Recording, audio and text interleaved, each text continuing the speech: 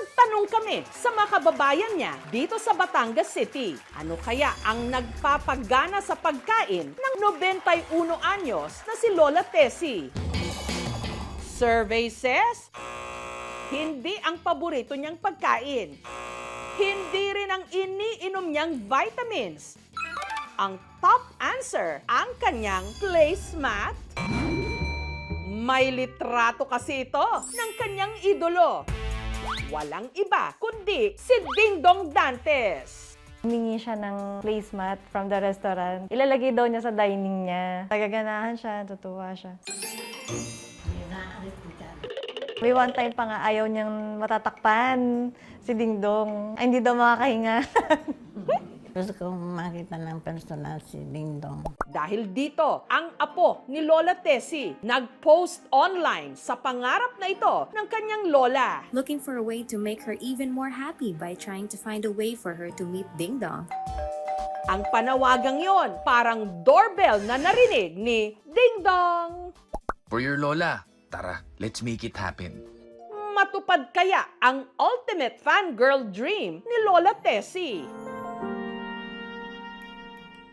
Sa bahay na ito sa Batangas, nakatira si Lola Tessie kasama ang kanyang caregiver. Ang naging libangan ni Lola, panonood ng TV. Hanggang isang araw, may nakapukaw ng kanyang atensyon. Hi, Dingdong! Ang host ng paborito niyang game show na Family Feud, si Dingdong Dantes. Nakakatuwang panood din si Dingdong. Matangkad, mabiro, maputi. Nag-post yung cousin ko. Same day, nag-comment si Dingdong dun sa post. Binalita namin agad. Kilig na kilig siya, tuwan-tuwa siya.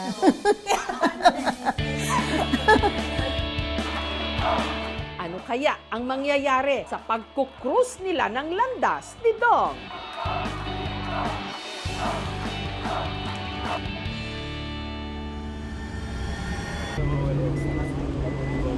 Welcome to Barangay Tabantura. Pero bago yan, binisita ko muna si Dingdong sa Baclaran sa set ng kanyang pinakabagong serye, ang The Master Cutter. Binibigyang buhay ni Dingdong ang karakter ni Atoy, isang mananahi sa umaga at sa gabi, bounty hunter. Yung lumulutas ng mga krimen, kapalit ng pera.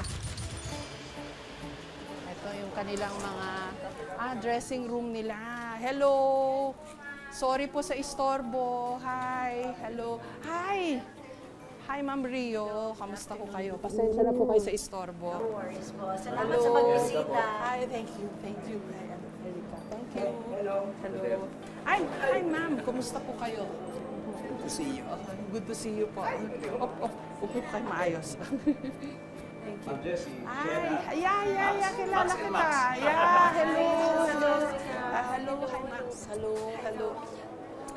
At espesyal din ang taong ito. Magtatatlong dekada na sa showbiz, si Dingdong Dantes. Bakit hindi nagbabago ang yung anyo pag nakikita mo? Wow, Dingdong! Almost 3 decades. Almost. Opo, malapit na. Anong pakiramdam na almost 30 years ka na sa industriya? Grabe, Ma'am Jess. Naalala ko nga kasi, isa sa mga unang show ko, actually, unang show ko ay ang TGIS. Yung director po ng director ng Master Cutter, si Direk Dominic, siya rin po yung unang director ko. Sabi nga, Direk, ano bang ganito halos 30 years na pala tayo magkakasama? Parang hindi. May bagong insight, may bagong experience. So parang parating may bagong excitement. Heto interesting trivia sa'yo. Sabi lang sa akin, halos 30 years na po si Dingdong or almost 3 decades. Pero hindi nyo raw maalala ng manager mo kung kailan ka eksakto nag-start? Oo eh. Sabi, kailan ba talaga? Bakit? Parati ko sinasabi nung 18 ako. Basta parati ko iniisip na 18. Pero nung nagtatanong-tanong ako sa kasamahan ko, parang even before that. Dahil officially, yung TGIS, 1997. So baka nga mas maaga pa doon. So how young were you then? I was 17.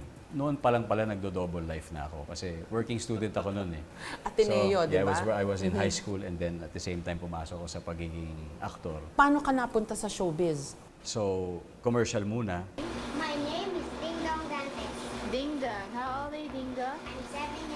Tapos yung pinsan ko na galing Iloilo, si Arthur Solinap, sumali siya sa dance group, yung Abstract Dancers.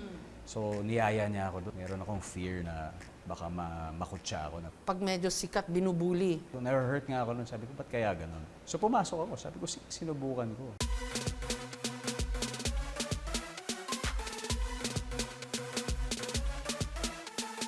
After nun, doon na nagkaroon ng audition for TGIS. Direct Dom, sabi po ni Ding Dong, kakaumpisa pa lang niya, kasama na niya kayo. Tapos hanggang ngayon magkasama pa rin kayo.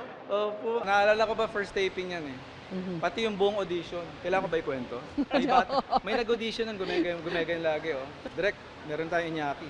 May panama ba yan kay Patrick Garcia? Direct, mas pogito ko yan. Kay Patrick Garcia. Andyan na ako, sabi ko. Punta ako. Kita ko, meron dun parang lalaking kala mo naliligo sa gatas. Pero ganyan ang ganyan kami.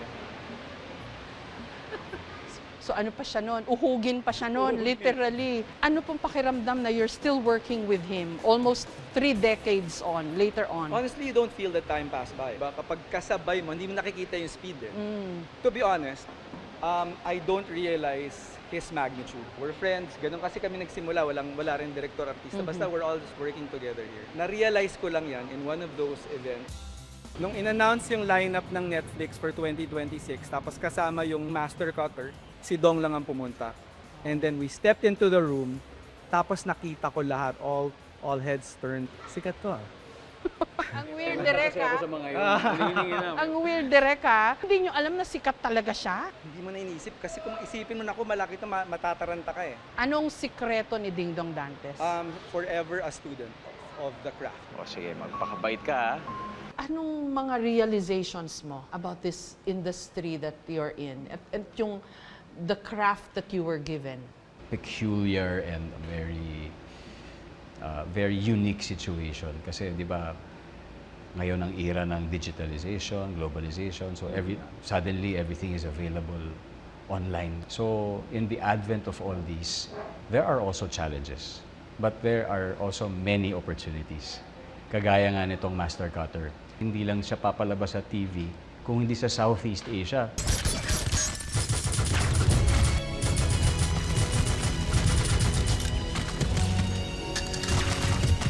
Congratulations, number 1 kayo sa Netflix sa Philippines. Thank you.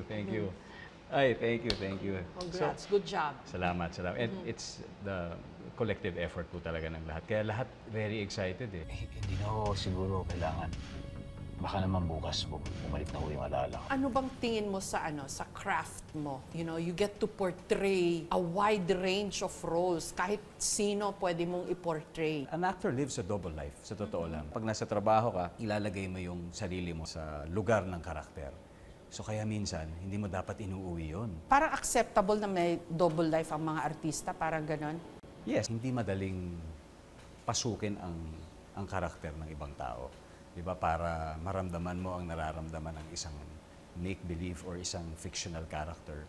So, you have to professionally put yourself into it. And professionally exit that character also. So, it takes, may kailangan may debriefing talaga bago umuwi, may konting hinga. Mabuti na lang talaga, good vibes ang set. Kasi napapagaan talaga yung performance ng mga actors dito. No hostile movements detected. From Mr. Berger, the home of your Kanto Berger, sir.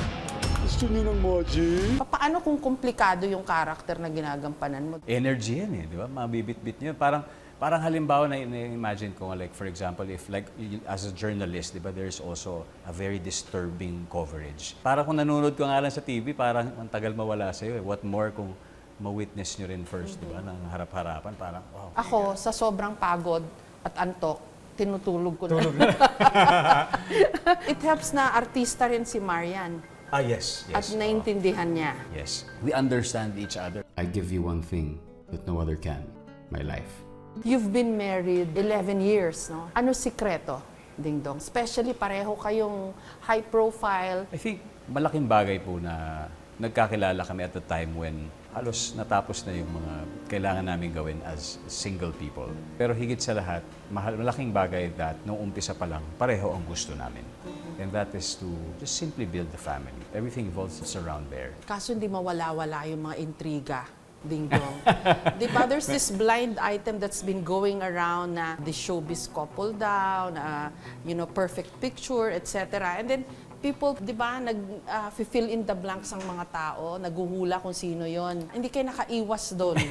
Ano masasabi mo doon? Ano po, parang every year meron ho talagang mga ganong nakukuha. Una, sanay naman po. Pangalawa, confident naman po kami na hindi kami yun. Basta ako, malinis tayo dyan. Pasensya ka na, tinanong ko yun. Okay lang.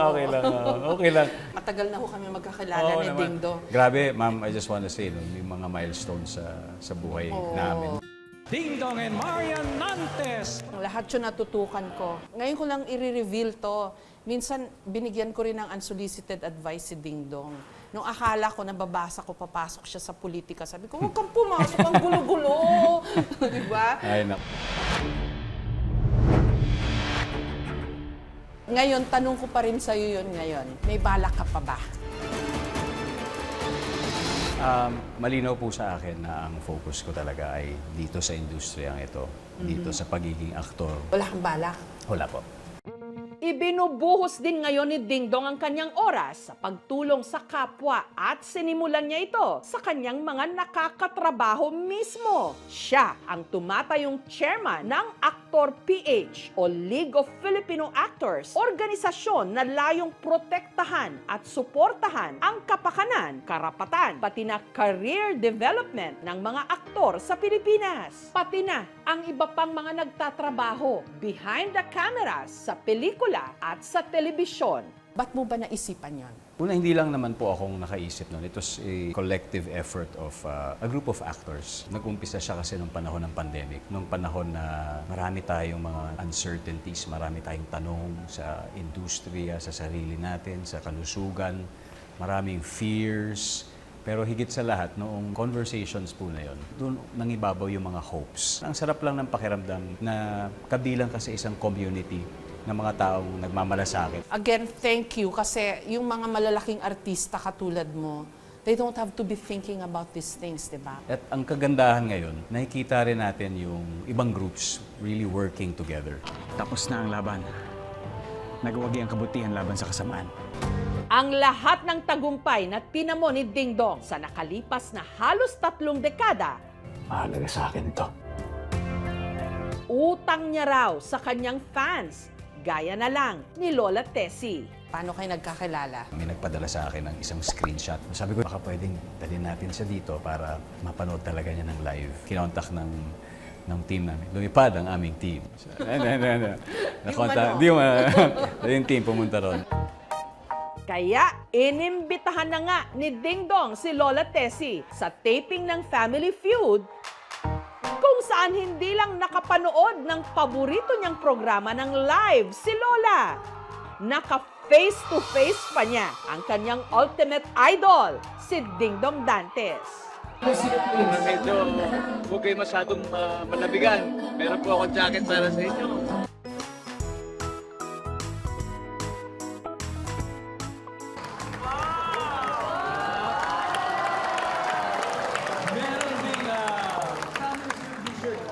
Please know that anytime you want to watch, feel free to come. Then welcome na welcome po kayo. May picture siya sa akin table, 2. Tuwan-tuwa po si Lola kasi madaming binigay sa kanya si Ding Dong. Binigyan po siya ng 3 boxes ng gatas, madaming placemat. Tuwan-tuwa ako, binigyan niya ako niya. Natapos ang wish ko. Mga 1,000 episodes na nagagawa namin sa Family Feud.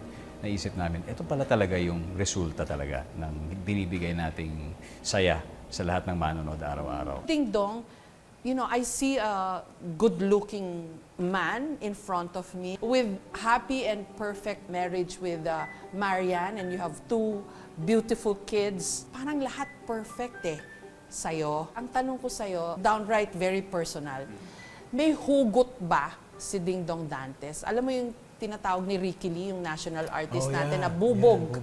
Meron ka bang dinadalang bubog? Una, I always consider myself a work in progress. At salamat sa inyong pananaw na gano'n. Pero ako naman, trying to be the best version of myself always as a father, as a husband, pati as a son and of course as a member of this industry, nag-alinlangan ako sa pagsali sa dance group dahil may fear ako na baka makutsa ako, di ba?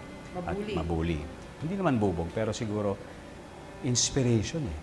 Na balang araw, gusto ko hindi ganyan ang tingin ninyo sa mga artista. Na ang pag-artista ay isang marangal na trabaho. Hindi lang nakapagbibigay ng aliw, ng entertainment, but we can shape perspectives, we can influence through the type of material that we present and that we bring to life. Ang Master Cutter po gabi-gabi sa GMA Prime alas 8. Tapos sa Netflix din kayo, makikita nyo rin dyan. Congratulations! Almost 3 decades. Wow! Mahirap na pantayan yan. Salamat.